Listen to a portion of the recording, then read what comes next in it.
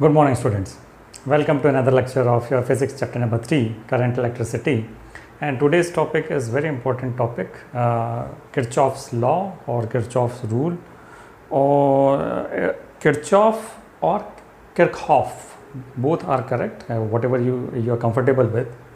So Kirchhoff rules are a very important rule in terms of calculating the current flowing through a circuit in terms of the complex circuit. Okay, though we have Ohm's law, then the resistance in series, resistance in parallel, cells, batteries in series, batteries in parallel, but many times it becomes very difficult to analyze the circuit. Kirchhoff has given two very important rules or law through which we can easily find the current flowing through the circuit, or the unknown resistance, or the potential difference or voltage drop between 2 points. Okay, so going forward, first of all we have to understand what actually are junction, loop, branch, etc. है ना. तो इसको समझ लेंगे तो आपके लिए बहुत इजी होगा आगे के जो लॉज हैं, Kirchhoff's current rule and Kirchhoff's voltage rule, इसको समझना. Okay, junction. What is a junction? Junction is a point where 3 or more conductors meet. Simple है, अगर आप सर्किट में देखेंगे तो जंक्शन क्या होगा? Junction is a point where 3 or more conductors or wires meet. Okay, for example, suppose there is a point here and there are say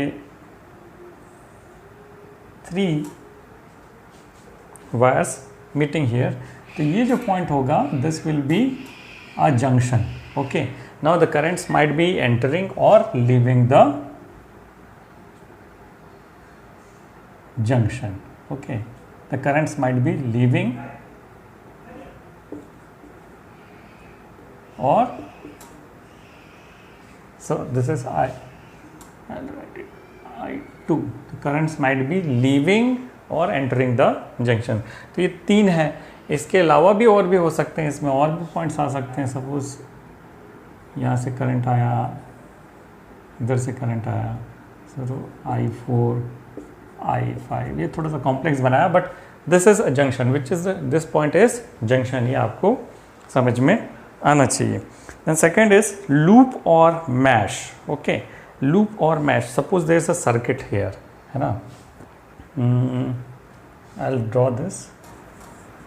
Suppose this is a circuit. Okay, है ना. So what we'll do? We'll identify the nodes and junctions here. So this is a node. Suppose I'll name it A, B, C, D, E, and F. Okay, so this is a junction here where 3 or more conductors are meeting.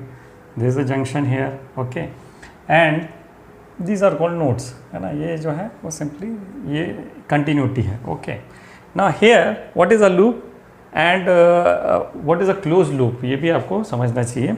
So any closed conducting path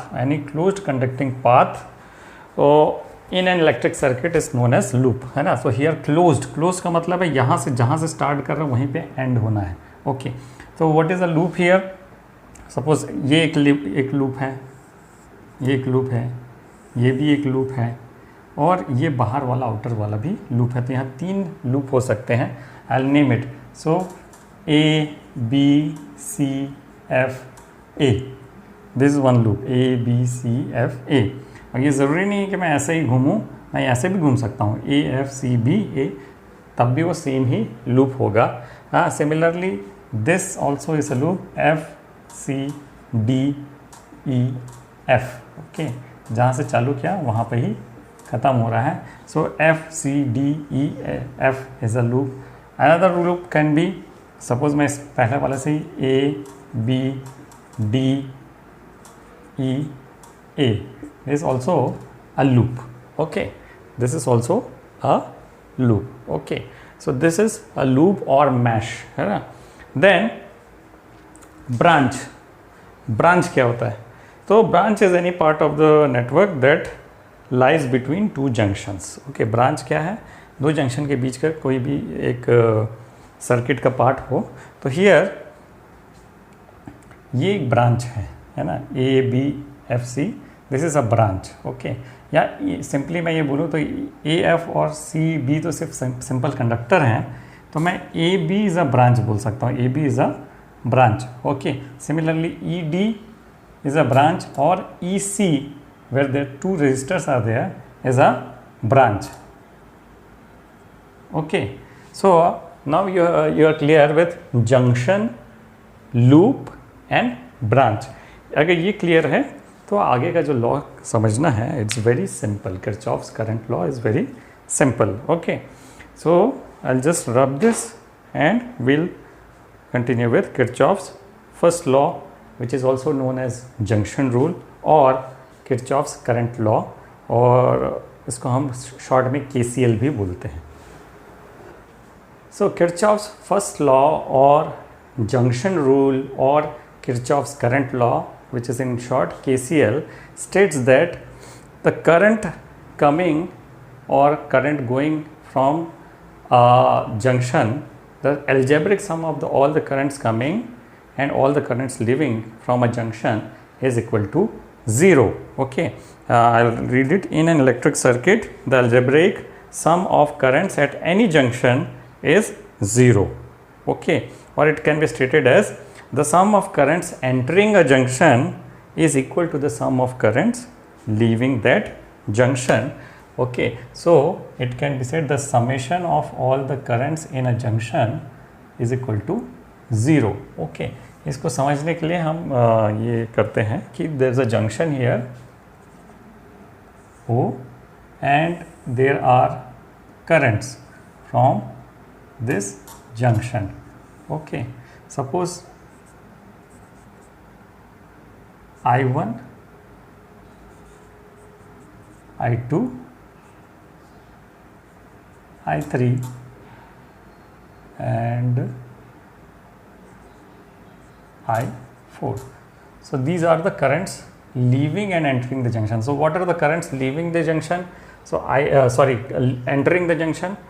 I1 is entering the junction and I4 is entering the junction, and I2 is leaving the junction and I3 is leaving the junction. It can be stated in two ways. Okay, आप एक sign convention मान लो. आप ये मान लो कि भाई जो current enter कर रहा है उसको हम पॉजिटिव लेंगे और जो करंट लीव कर रहा है उसको नेगेटिव लेंगे. अगर ऐसा कन्वेंशन लेते हैं तो क्या होगा? I1 is positive, minus I2 minus I3 and plus I4 is equal to 0. The sum of currents entering and leaving the currents, the algebraic sum of all the currents in this junction is 0, है ना. या आप ऐसा भी कर सकते हो, एक दूसरा तरीके से भी लिख सकते हैं. I1 plus I4 is equal to I2 plus I3, and this is simply the junction rule. Okay, so you can write it in two ways. I1 minus I2 minus I3 plus I4 is equal to 0. यहाँ पे आपने sign convention लिया कि the current entering is taken as positive and current leaving is taken as negative, और simply आपने दोनों को बांट लिया और दोनों को इक्वेट कर दिया, and that is it. So this is the first law, Kirchhoff's current law, KCL. Okay, so very simple. Now, how can you say, how will you prove this law? Okay, the proof is very simple. Okay, you know, because the currents are flowing in this junction because of flow of electrons. Okay, the current carriers जो flow कर रहे हैं, और एक चीज़ हमने आपने देखा है कि they cannot accumulate, electrons cannot accumulate, है ना. When there is a potential difference applied across the conductor, it cannot accumulate at one place, है ना. यानी कि वो यहाँ पे अगर जो इलेक्ट्रॉन्स है वो यहाँ एक्यूमुलेट नहीं हो सकते, यानी जो एक्यूमुलेट नहीं हो सकते, यानी जो इसको बहना ही पड़ेगा, इट हैज़ टू फ्लो. और ये this is according to the law of conservation of charge, है ना. So this law is based on the law of conservation of charge. When current in a circuit is steady, when the currents in the circuit are steady, then charges can not accumulate और originate at any point of the circuit. Okay, है ना। सबसे पहले तो charges can not be created और destroyed, है ना, ये चीज़ आपको मालूम है। It can not be created और destroyed, it can not originate and also it cannot accumulate. So this KCL is based on the law of conservation of charges. So the total current flowing in and the total current flowing out must be equal. So total current flowing in and total current flowing out must be equal. So I'll write it: inbound current is equal to outbound current. So this is simply the first law, Kirchhoff's current law. Now let us move to the second law, the Kirchhoff's second law, or the loop rule, or the Kirchhoff's voltage law, which is also known as KVL.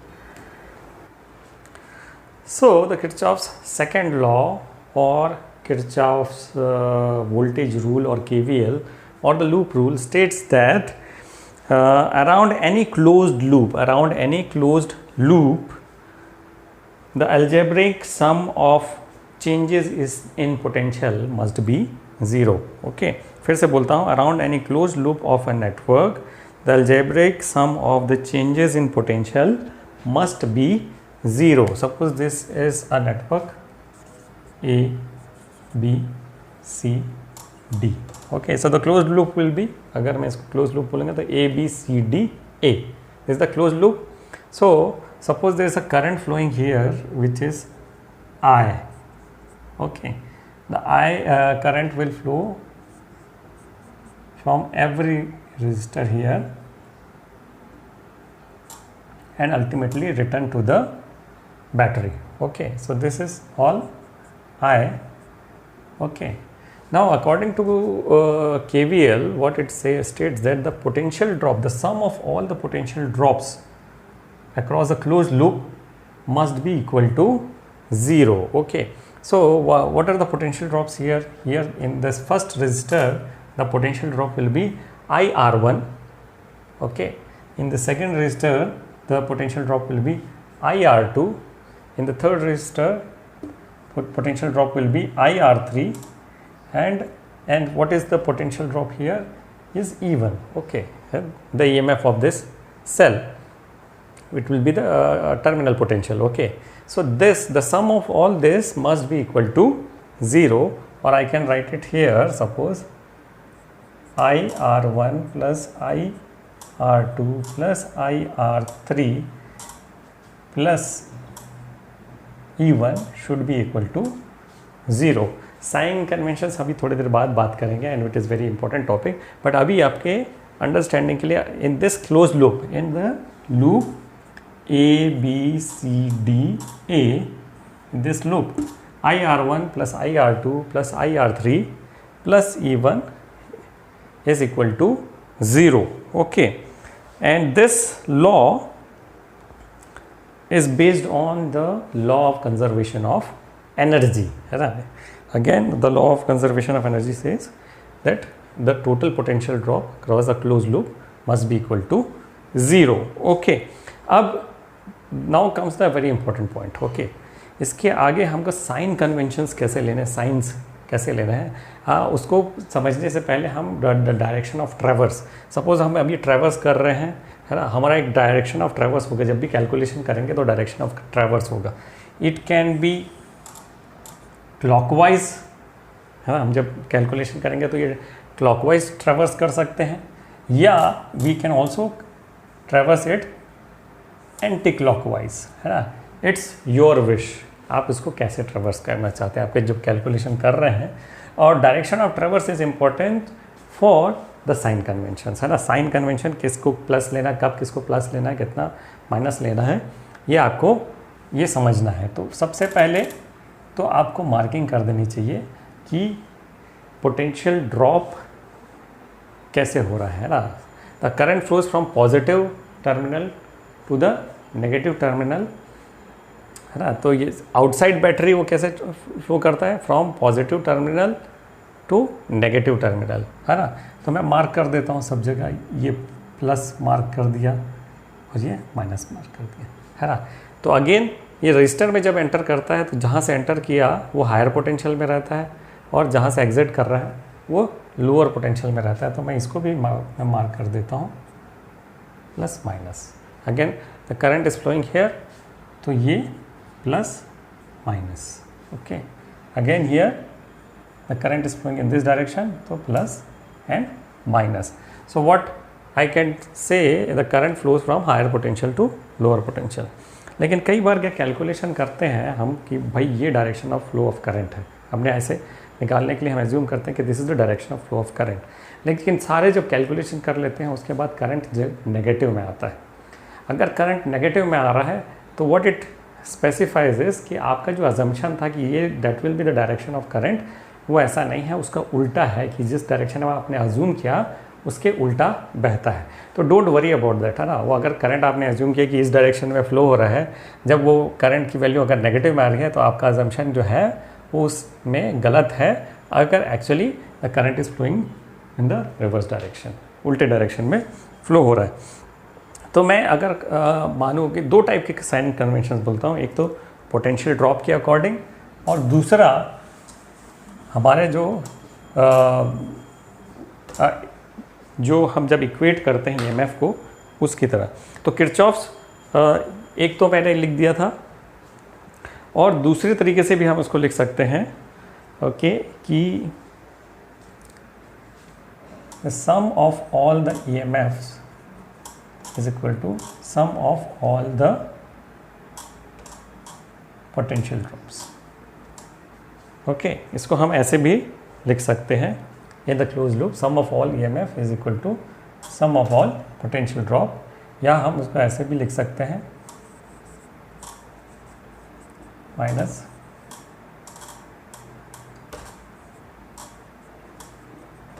और delta V equal to 0, the potential difference across the close loop is equal to 0। ये तीनों तरीके से हम लिख सकते हैं, लेकिन साइन कन्वेंशंस के लिए आपको बहुत ध्यान से देखना पड़ेगा। Now there are different books which have their own way of sign conventions. Signs सब कैसे लेना है ये आपकी कई किताबें हैं। तो हम पहले तो जब भी साइन कन्वेंशन लेना तो उससे पहले हमको क्या एज्यूम करना पड़ेगा, डायरेक्शन ऑफ ट्रैवर्स। तो सपोज मैं इसका डायरेक्शन ऑफ ट्रैवर्स मैं यूँ लेता हूँ, it is clockwise direction, okay, in the clockwise direction. When I am going in the clockwise direction, so I'll take all the potential drops as positive and potential rise as negative. Okay, तो potential drops as positive है ना, यानी कि अगर current flow हो रहा है और मेरा डायरेक्शन ऑफ ट्रैवर्स भी वैसा ही है कि अगर यहाँ पे जो करंट फ्लो हो रहा है और डायरेक्शन ऑफ ट्रैवर्स भी ये पोटेंशियल ड्रॉप की तरफ है तो मैं पॉजिटिव लूँगा, लेकिन direction of traverse is opposite to the potential drop तो उसको मैं नेगेटिव लूँगा। अब उसको अच्छे से समझते हैं। सपोज हम चालू करते हैं इस लूप में A B C D A, in this close loop A B C D A, okay. I will start from here. अगर मैं इधर से जा रहा हूँ और इससे पहले आप हमेशा करंट का एक डायरेक्शन अज्यूम कर लीजिएगा। अभी हमने यहाँ पे ये किया कि भाई इस केस में क्योंकि यहाँ पे एक ही बैटरी है तो the current will start flowing from the positive terminal and and in the negative terminal. तो इस केस में क्या हो रहा है, इस रेजिस्टेंस में पोटेंशियल ड्रॉप हो रहा है ना, और मेरा डायरेक्शन ऑफ ट्रैवर्स भी यही है। तो जिस डायरेक्शन में ट्रेवल कर रहा हूँ उस डायरेक्शन में पोटेंशियल ड्रॉप हो रहा है। तो मैं क्या लिखूँगा, पहले इस केस इसका लिखूँगा IR1 यानी positive IR1। Then I will go to this, मैं ऐसा ट्रैवर्स कर रहा हूँ तो again I am going from positive to negative, okay, higher potential to lower potential. तो मैं क्या कर दूँगा plus IR2, okay okay. Now third वाला resistance, again I am going in this direction and the current is also flowing in this direction, and my traverse is also in this direction, so I'll write IR3, okay. Now here I come to this battery, this cell. Okay, यहाँ पे current क्या हो रहा है, current is flowing from lower potential to higher potential, current is flowing from negative to positive, और मेरा direction of traverse ऐसा है, मैं ऐसे जा रहा हूँ, तो मेरा क्या हो रहा है, current is flowing from lower potential to higher potential, तो मैं यहाँ पे साइन लूँगा माइनस और E1 इक्वल टू कर दूंगा मैं 0। ओके, तो यहाँ पे क्या हुआ कि भाई ये पोटेंशियल ड्रॉप हो रहा है, यहाँ पे पोटेंशियल ड्रॉप हो रहा है, यहाँ पे पोटेंशियल ड्रॉप हो रहा है, यहाँ पे पोटेंशियल इंक्रीज़ हो रहा है ना, तो यहाँ पे पोटेंशियल इंक्रीज़ हो रहा है, मेरा डायरेक्शन ऑफ ट्रैवर्स ऐसे है, तो मैं क्या लिखूँगा इसको, माइनस E इक्वल टू 0। तो ये एक साइन कन्वेंशन है, इसको आप अगर याद रखेंगे तो सारा चीज़ ईजी हो जाएगा। दूसरा साइन कन्वेंशन मैं आपको बताता हूँ,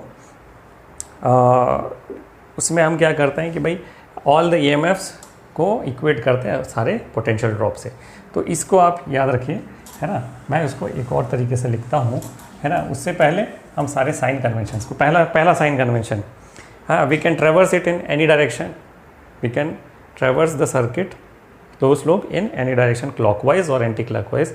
अभी मैं इसको ऐसे ही लगता हूँ क्लॉकवाइज डायरेक्शन में। Okay, this is the first thing. Then the second convention here is the EMF of cell is taken as positive if the direction of traverse is from its negative to positive terminal. Okay, the direction of EMF is taken as positive if the direction of traverse is from its negative to positive terminal. अभी इसमें ध्यान दीजिएगा। Okay, और ये this is equating type, मैंने पहले वाला जो बोला था इट वाज इक्वल टू 0 करने के का टाइप था, ये इक्वेटिंग टाइप था। Equating type means the sum of all EMFs is equal to the sum of all the potential drop. Okay, इसको ध्यान में रखिए, कंफ्यूज नहीं होंगे। Okay, here my first convention is कि मैं इसको कैसे भी जा सकता हूँ। सेकंड कन्वेंशन, साइन कन्वेंशन क्या बोलता है, if my direction of ट्रेवर्स is like this, या इस केस में हम बोलते हैं it is like this. Okay, and suppose I am going from negative to its positive. Suppose I am going from its negative to positive, तो यहाँ मैं EMF को क्या लिखूँगा, पॉजिटिव लिखूँगा, पॉजिटिव EMF। जस्ट उल्टा हो गया है ना, मैंने पहले वाले केस में वो अलग था, यहाँ पे अलग हो गया है ना। ये दिस इज ट्रैवर्स, ये मैं ऐसा ट्रैवर्स कर रहा हूँ, सर्किट को ऐसे जा रहा हूँ, इस रास्ते में ऐसे जा रहा हूँ, और मुझे सबसे पहले नेगेटिव मिल गया और बाद में पॉजिटिव आया, तो मैं यहाँ पे पॉजिटिव EMF ले लिया। ओके, ट्रैवर्स ऐसा। अगर ट्रैवर्स ऐसा होता, ऐसे जाता, तो मुझे पहले क्या मिल जाता, पॉजिटिव मिल जाता, तब मैं उसको क्या लिखता, इसको नेगेटिव EMF लिखता, है ना। सो दिस, मैंने दोनों कन्वेंशन बता रहा हूँ लेकिन आप कंफ्यूज ना होना। ओके, तो ऐसा ये है ना, लेकिन ये ट्रैवर्स इधर हो रहा है, पॉजिटिव से नेगेटिव जा रहा है, तो नेगेटिव EMF, अगर नेगेटिव से पॉजिटिव जाता तो पॉजिटिव EMF, जब हम इक्वेट करा रहे हैं, जैसा EMF को पोटेंशियल ड्रॉप से इक्वेट करा है उसी कंडीशन में। ओके, सो ये आपको कन्वेंशन समझ में आ गया। ओके, नाउ करंट के केस पे, आप करंट के केस में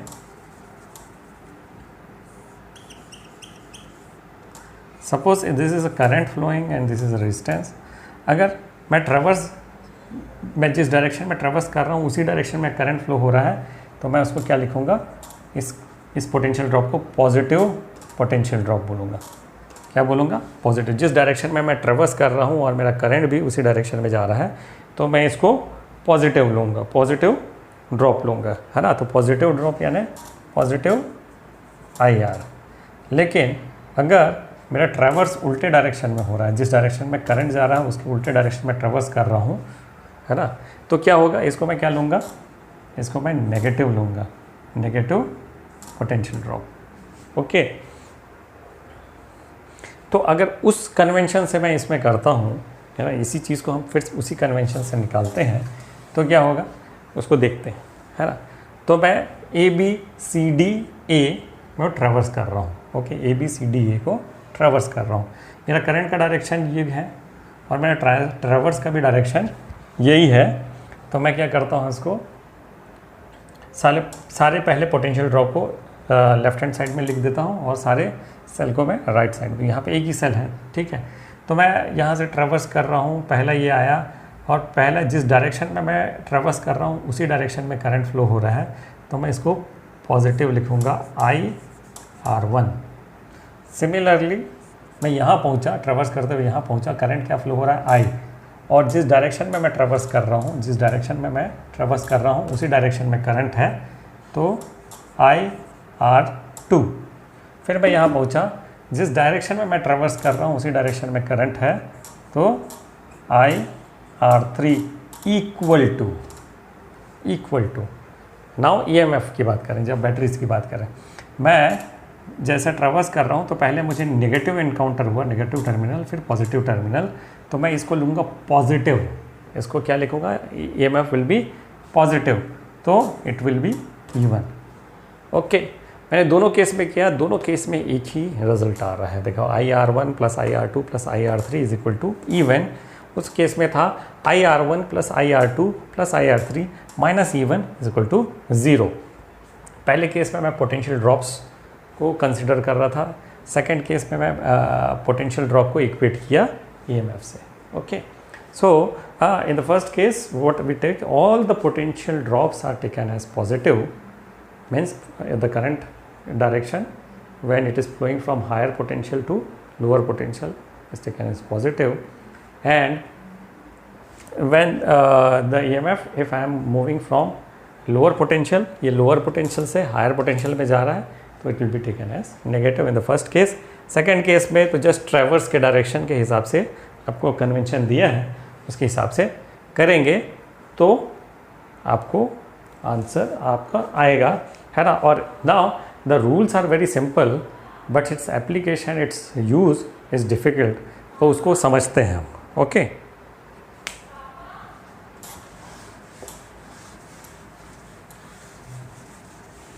लेट्स डू सम क्वेश्चंस जिससे आपको इस समझ में आया। सबसे पहले वेरी सिंपल सर्किट, मैं एक सर्किट ड्रॉ करता हूँ। Very simple, there is a resistor, there are 3 resistors,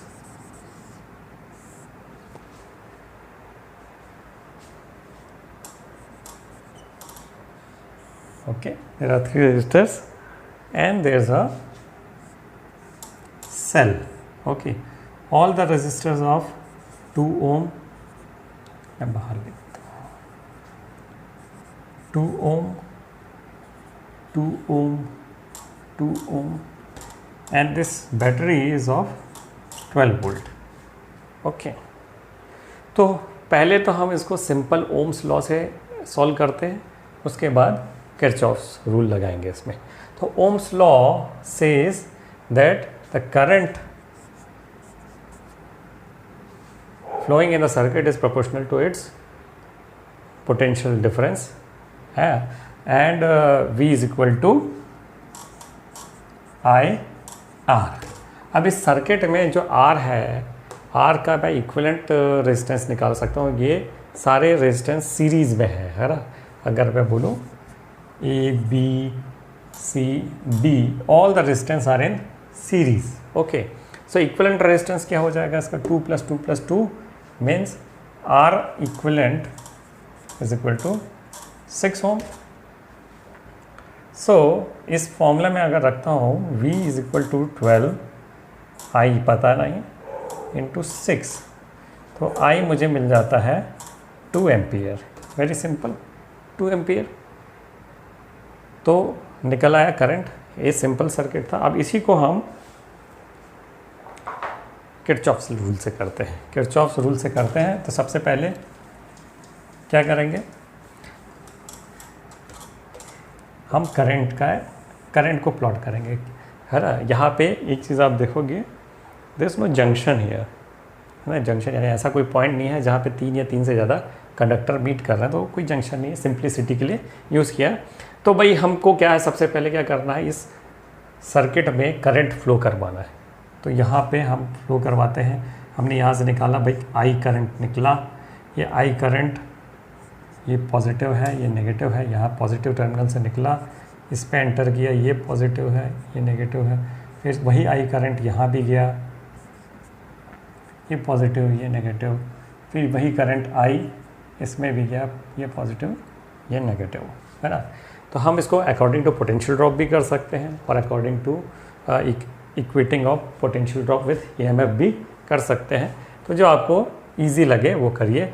मैं आपको दोनों तरीके से करता हूँ। Suppose in this close loop A B C D A, in loop A B C D A what I will see, और मैंने डायरेक्शन ऑफ ट्रेवर्स को रखा है clockwise. I am very comfortable with clockwise, तो clockwise ही रखना है, आप एंटी क्लॉकवाइज भी रख सकते हो। तो in this traverse I am traversing A B C D A, ऐसा ट्रेवर्स कर रहा हूँ, है ना। और करंट का भी डायरेक्शन हमने दिखा दिया।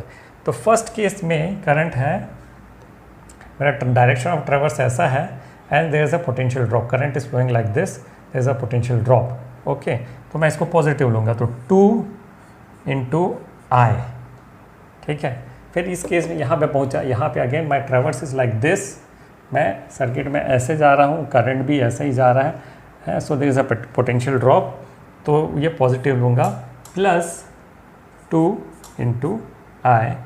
फिर यहाँ पे आया, यहाँ पे again current is flowing in this direction, my direction of traverse भी ऐसा है, देखिए डायरेक्शन ऑफ ट्रेवर्स भी ऐसा है, करंट भी ऐसा ही फ्लो हो रहा है, तो यहाँ पे भी positive 2 into I.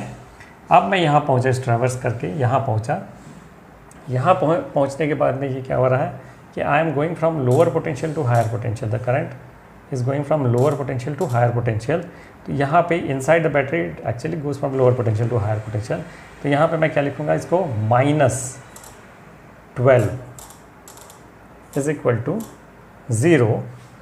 So 2 + 2 + 2 6i - 12 is equal to 0, 6i is equal to 12 and i is equal to 12/6 is equal to 2 ampere.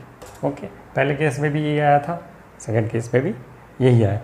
अब मैं वो जो हमने कन्वेंशन लिया था उससे भी करके आपको दिखाता हूँ, जब इक्वेट कर रहे थे हम ईएमएफ को पोटेंशियल ड्रॉप से, तो उसमें गया था साइनिंग कन्वेंशन। अगेन अगर current is along the direction of ट्रेवर्स तो पॉजिटिव, तो यहाँ पे भी पॉजिटिव, यहाँ पे भी पॉजिटिव, यहाँ पे भी positive. So I read 2i + 2i + 2i equal to, है ना।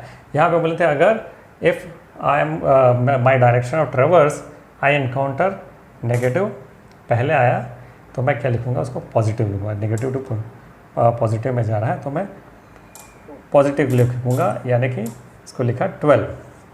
ओके, तो ये again 6i is equal to 12, i is equal to 2 ampere. ये बहुत ही सिंपल सर्किट में मैंने आपको दोनों ओम्स लॉ एंड किरचॉफ के दोनों साइनिंग कन्वेंशन मैंने आपको बताए। ओके, तो आपको कोई एक साइन कन्वेंशन को याद रखना है, चाहे आप वो पोटेंशियल ड्रॉप को याद रखिए या equating of potential difference with EMF को याद रखें, है ना। और इसी तरीके से हम और कुछ सवाल करते हैं ताकि आपको चीज़ें और अच्छे से समझ में आए। So there is a question here, now this is a question, this is a circuit in which we have to find out the values of I1, I2 and I3. I1, I2, I3. So there are two batteries here, 12 volt and 6 volt. There are 3 resistors, 5 ohm, 2 ohm and 3 ohm. What we need to find out is the value of I1, I2 and I3.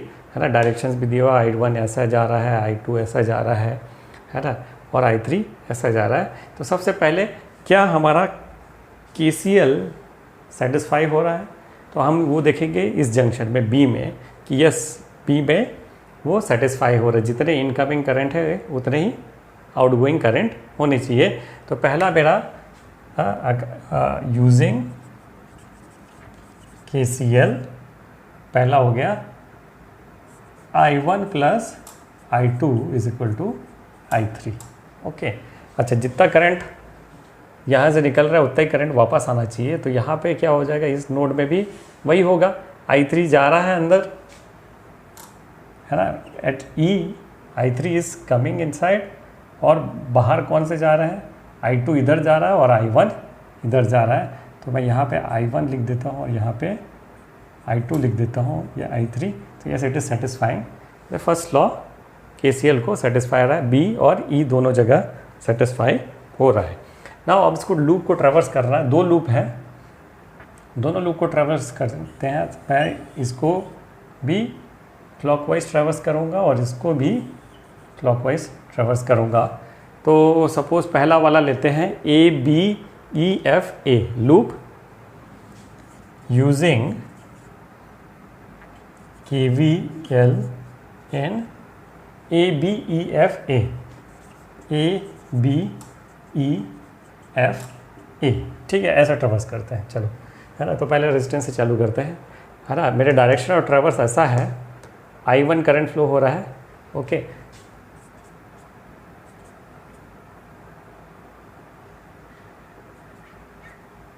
Okay. अब जो मेरा direction of traverse है उसी के along current भी flow हो रहा है। तो पहले वाले को मैं लिखूँगा 5I1, ओके। फिर मैं यहाँ आया, मेरा डायरेक्शन ऑफ ट्रैवर्स डाउनवर्ड्स है, करंट भी डाउनवर्ड जा रहा है, तो +2I3, ओके। अब मैं इधर आता हूँ, यहाँ मैं लोअर पोटेंशियल से हायर पोटेंशियल में जा रहा हूँ। मैं इस डायरेक्शन ऑफ ट्रैवर्स ऐसा है, मैं लोअर पोटेंशियल से हायर पोटेंशियल में जा रहा हूँ। तो मैं यहाँ पे क्या लिख सकता हूँ, -12 इज इक्वल टू 0।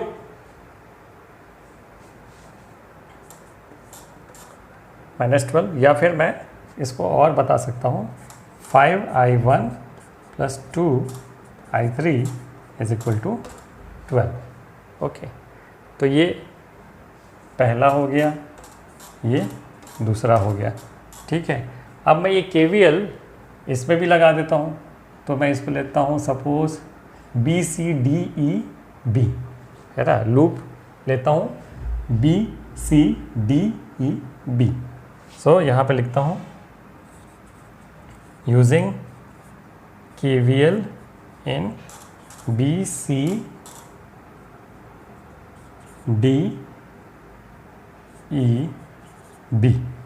ओके। अब मेरा डायरेक्शन ऑफ ट्रैवर्स ऐसा है। अब यहाँ देखेंगे, मैं डायरेक्शन ऑफ ट्रैवर्स ऐसा है, करंट अपोजिट जा रहा है, ओके, करंट अपोजिट जा रहा है। तो मैं क्या लिखूँगा यहाँ पे, -3I2, ओके। मैं पहले रेजिस्टेंस को लेता हूँ, फिर मेरा ट्रैवर्स ऐसा है और करंट नीचे जा रहा है, तो यहाँ पे भी लिखूँगा -2I3। नाउ अब इसमें जाते हैं, मेरा ट्रैवर्स ऐसा है, यानी मैं हायर पोटेंशियल से लोअर पोटेंशियल जा रहा हूँ। तो मैं लिखूँगा इसको +6, I am going from higher potential to lower potential. तो मैं क्या लिखूँगा, +6 इज इक्वल टू 0, ओके। या फिर मैं क्या करता हूँ, ये दोनों को उधर ले जाता हूँ, तो ये हो जाएगा 3I2 + 2I3 is equal to 6, ये हो गया तीसरा। अब ये दोनों को हमको सॉल्व करना है। कैसे सॉल्व करना है, इस पर मैं क्या कर सकता हूँ, I3 की वैल्यू मैं यहाँ पे दोनों जगह डाल देता हूँ। तो यहाँ पे डालूँगा, अगर यहाँ पे 5I1 + 2I3 is equal to 12, है ना, मैं यहाँ पे लिखता हूँ 5I1 + 2I3 is I1 + I2 is equal to 12, यानी ये क्या हो गया, 5 to 7I1 + 2I2 is equal to 12, ठीक है, इसको याद रखेंगे, ठीक है। 7I1 + 2I2 is equal to 12, 7I1 + 2I2 is equal to 12। इसमें अगर मैं I1 + I2 रखता हूँ, है ना, तो ये हो जाएगा 3I2 + 2I1 + I2 is equal to 6। तो यानी ये हो जाएगा 2i1 प्लस 3 और 1 4i2 is equal to 6। 2i1 sorry 2i1 plus 3 2s are 5i2 is equal to 6। इन दोनों को हमको सॉल्व करना है, तो हमको i1 और i2 की वैल्यू मिल जाएगी। अब कैसे सॉल्व करना है, इसको एलिमिनेशन मेथड ही यूज़ करना चाहिए हमेशा, ठीक है। तो क्या है, मैं अगर i2 को एलिमिनेट करना है तो मैं क्या करूँगा, इसको मल्टीप्लाई बाय 5 करता हूँ और इसको मल्टीप्लाई बाय 2 करता हूँ और दोनों को सब्ट्रैक्ट कर देता हूँ। तो ये हो जाएगा 7 5 35i1, 7 5 35, फिर 5 2 plus 10i2 is equal to 60। ये हो जाएगा 2 2 4i1 plus 10i2 is equal to 12 subtracted. तो 35 माइनस 4 इज 31i1, ये तो कैंसिल हो गया, is equal to 60 minus 12 is 48। So this brings us to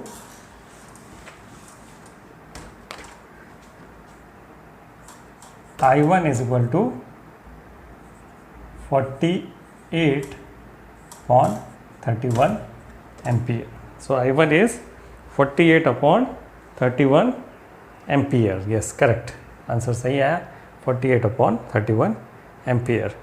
okay, अब मुझे I2 निकालना है, तो I2 मैं किसी एक में रख देता हूँ, जैसे कि 4i1 plus 10i2 is equal to 12 था, यहाँ पे लिखा था।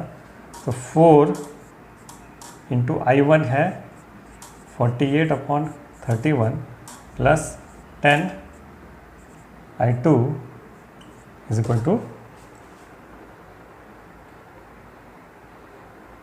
या 2i1 plus 5i2 is equal to 6, इसमें रख देता हूँ। तो इससे अगर मैं i2 को निकालता हूँ तो इसकी वैल्यू आएगी